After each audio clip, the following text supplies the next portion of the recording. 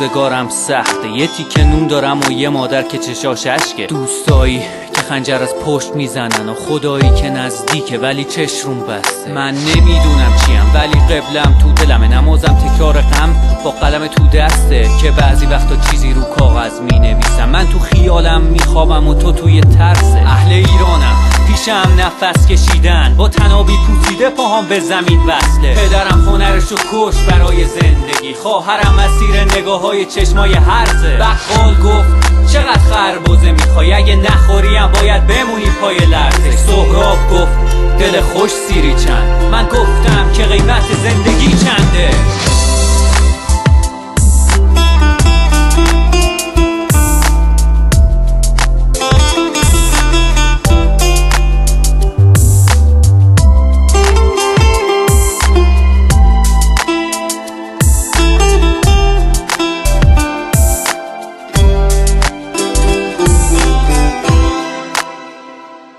صدای پای خواب گوشا رو آزار میداد، حوض موسیقیم فقط بود لالایی قصده. دلم منو کشون به مهمونی خیابون، جایی که وجب به وجبش نقشه درسه. من زنی دیدم که جای طلا پیچیده بود یه باند سفید واسه زخم دور دسته. بچه‌ای که به جای کارای بچگونه فقط صدای عشقو میشنیدی تو حرفش.